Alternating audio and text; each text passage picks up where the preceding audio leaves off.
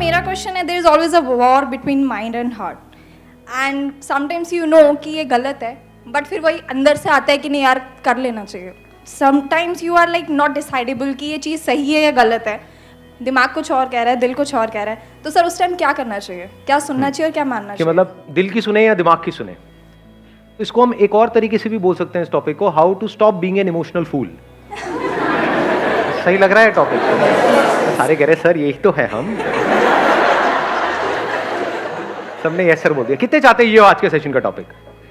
सब चाहते हैं. अरे वाह, let's give a big hand for her. Please. Topic हमको मिल चुका है. Topic is how to stop being an emotional fool. तो सबसे पहले देखते हैं इमोशनल होना क्या बुरा है? ये बुरा नहीं है. ये जो वर्ड है इमोशन, इसी में इसका मीनिंग है. You can call it as energy in motion. लेकिन अगर वो एनर्जी अनकंट्रोल्ड वे में चलने लग जाए तो क्या होगा? एक है एनर्जी आपके कंट्रोल में है, इमोशंस आपके कंट्रोल में है. एक है आप इमोशंस के कंट्रोल में हो. कैसी होगी इस बंदे की लाइफ जो इमोशंस के कंट्रोल में है? खत्म ही खत्म है जी. मतलब एक मिनट में वो एक्साइटेड हो जाएगा, अगले मिनट में डिप्रेस्ड हो जाएगा. जब जरूरत से ज्यादा खुश हो जाएगा तब भी रायता फैलेगा. जरूरत से ज्यादा खुश हो जाते हैं तो कमिटमेंट नहीं करने लग जाते उल्टे सीधे. पूरी की पूरी रामायण को अगर आप समझने की कोशिश करोगे तो सारी जो प्रॉब्लम्स हुई उसकी जड़ क्या थी? सीता. अरे नहीं, सीता जड़ थी.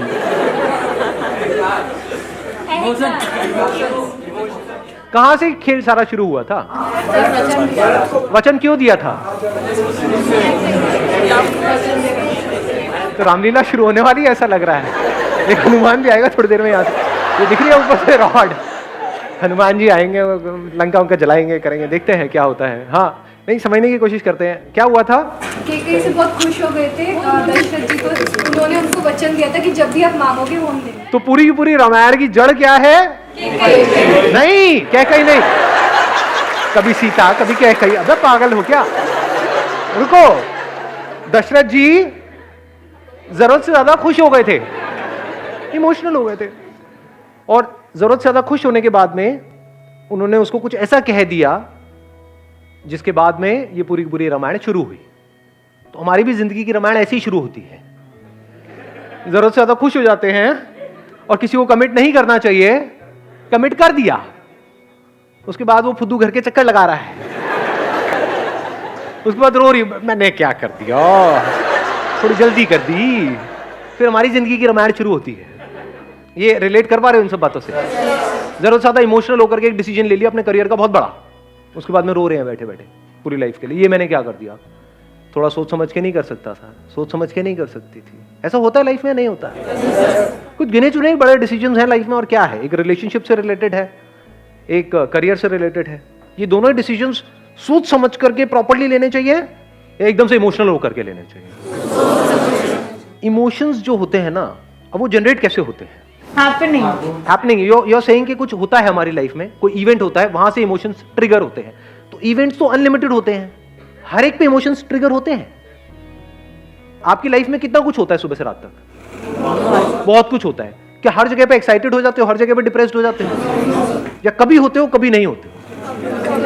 तो उसका कॉज बाहर है या आपके अंदर है? इसको आराम से समझना. यही हमारी सबकी गलतफहमी है.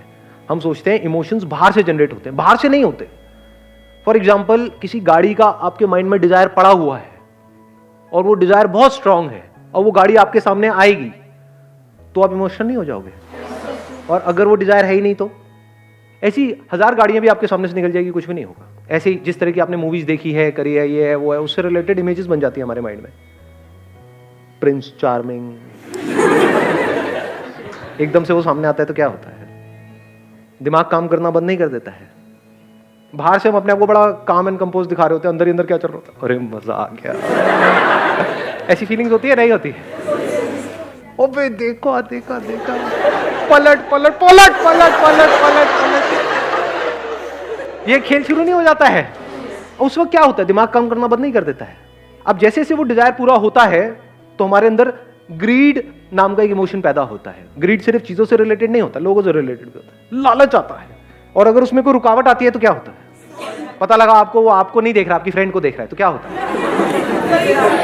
गुस्सा आता है, जेलसी होती है। तो इस सब की जड़ क्या है? उनके इमोशंस उनके ऊपर हावी हो जाते हैं। अब इस डिजायर की प्रॉब्लम समझ पा रहे हो? क्योंकि ये डिजायर्स, मजे की बात क्या है, हम सबके अंदर बन जाते हैं, आपने बनाए नहीं है। ऐसी गलतफहमी होती है आपको कि मैंने चूज किए हैं।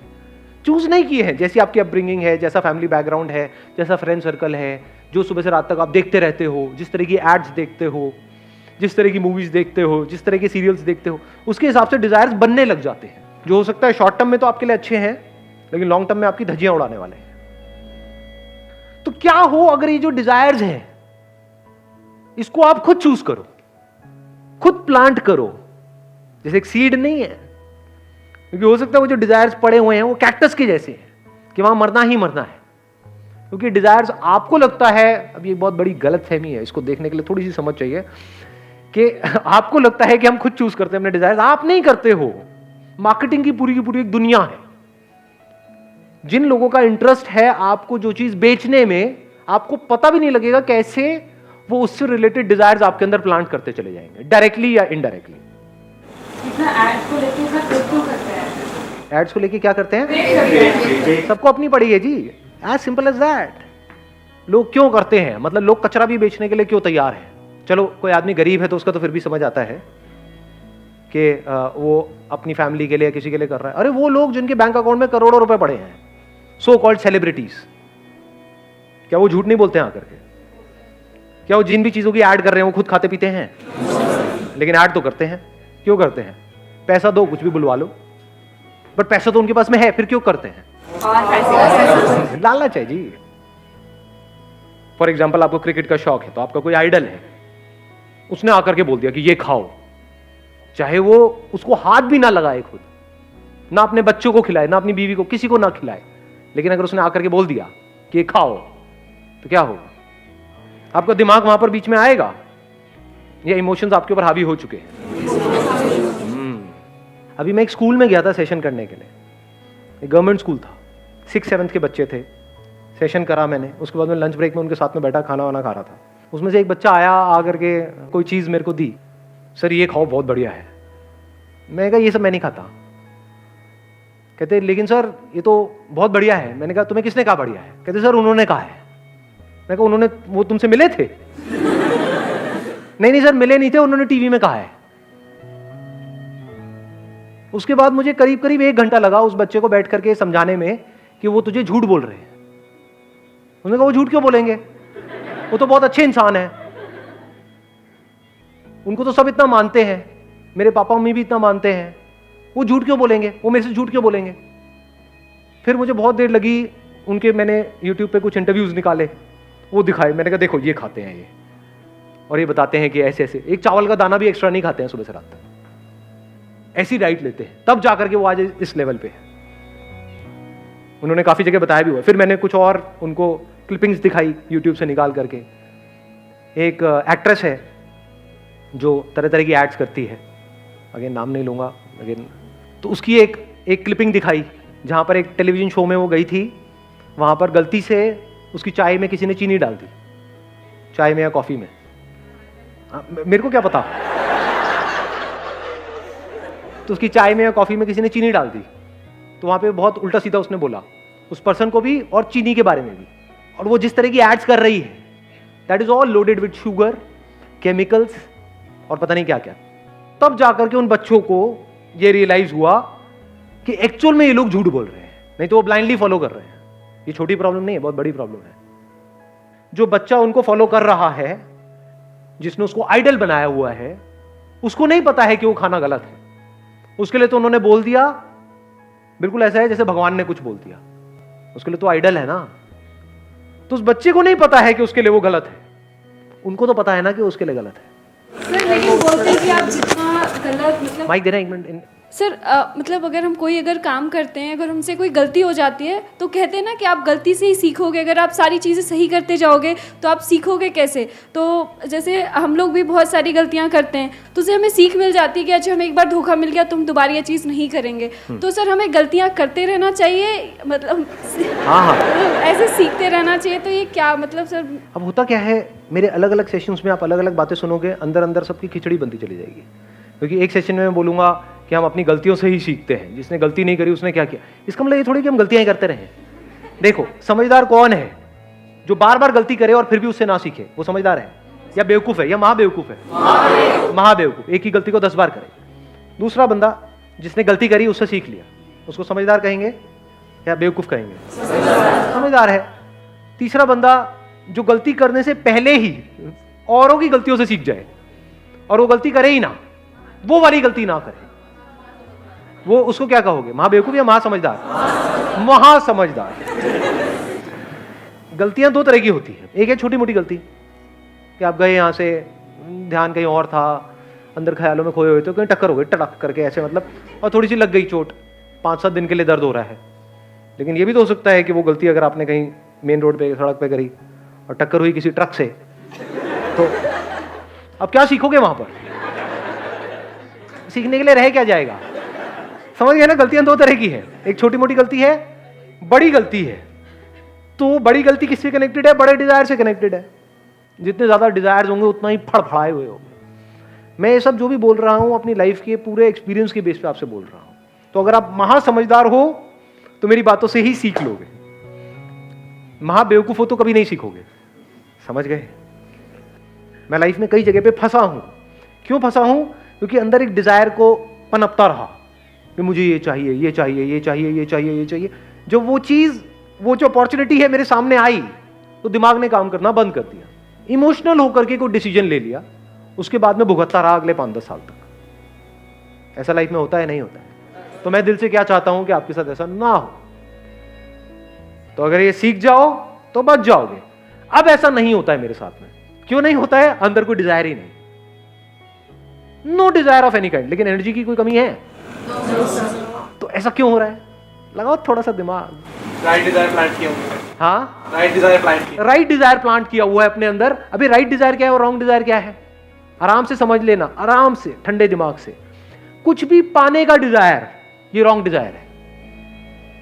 अपने आप को कैपेबल बनाने का डिजायर, अपनी कैपेबिलिटीज को बढ़ाने का डिजायर, अपना जो हाईएस्ट पोटेंशियल है उसको अचीव करने का डिजायर। यानी अगर आप एक क्रिकेटर हो तो आपका डिजायर क्या है? क्रिकेट में मुझे एक्स्ट्रा ऑर्डिनरी बनना है, चीजें इकट्ठी नहीं करनी है। चीजें तो उसके पास भी आएंगी लेकिन एटलीस्ट उसका माइंड उसके कंट्रोल में होगा। अब वो चूज करेगा कि मैं कौन सी ऐड करूं और कौन सी ना करूं। फॉर एग्जाम्पल, गाड़ी की है, बाइक की है, इंश्योरेंस की है, ये सारी जो एड्स हैं, इसको करने में कोई बुराई नहीं है। किसी की लाइफ थोड़ी ना खराब हो रही है। अच्छा, खाने पीने की चीज है, कौन देखने वाला है इस ऐड को? कोई बच्चे देखने वाले हैं जो मुझे ब्लाइंडली फॉलो करते हैं। तो मैं ये ऐड नहीं करूंगा, और इसकी जगह मैं क्या करूंगा? अपने सारे इंटरव्यूज में बोलूंगा कि ये खाना सही है, ये खाना गलत है, ताकि एटलीस्ट मेरी वजह से किसी का अच्छा नहीं हो रहा तो किसी का बुरा ना हो, नंबर 1। और अगर मेरी वजह से किसी का अच्छा हो जाए तो उससे अच्छा कुछ हो ही नहीं सकता। ऐसी थिंकिंग कहां से आ सकती है? किसके माइंड में आ सकती है ऐसी थिंकिंग? जिसकी लाइफ का गोल हो कि मुझे खिलाड़ी बनना है, ना कि भिखारी बनना है।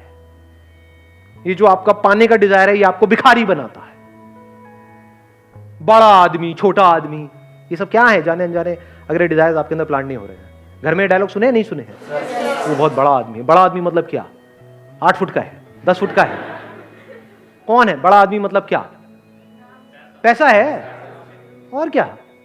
तो बड़ा आदमी मतलब जिसके पास पैसा बड़ा है। क्या वो एक्चुअल में बड़ा है? या हो सकता है उसकी सोच 2 कौड़ी की हो। तो सोच की क्या वैल्यू है हमारी सोसाइटी में? अंदर से बंदा कैसा है, उसकी क्या वैल्यू है? 0। तो जिसकी वैल्यू 0 है, एक्चुअल में वही लाइफ के लिए सबसे इंपॉर्टेंट है। क्योंकि अगर आपकी सोच सही तो आपकी लाइफ सही, आपकी लाइफ सही तो आपके आसपास वाले लोगों की लाइफ सही। Somebody who is peaceful from within, absolutely calm within, वही तो किसी और इंसान के जब कांटेक्ट में आएगा तो उसके साथ में कुछ अच्छा कर सकता है। जिसके अंदर पहले ही भूचाल है, मतलब बवंडर चल रहा है, वो जब भी किसी के कांटेक्ट में आएगा वो एक ही बात सोच रहा होगा, मैं इसको कैसे यूज करूं अपना वो पूरा करने के लिए। जो चीज मुझे चाहिए उसमें ये काम का है या नहीं है। काम का है तो आपके लारे लप्पे करेगा, नहीं है तो आपको साइड में कर देगा। ऐसी नहीं है दुनिया, अपना काम निकालने के बारे में सोचते सुबह से रात। ऐसे ही बनना चाहते हो,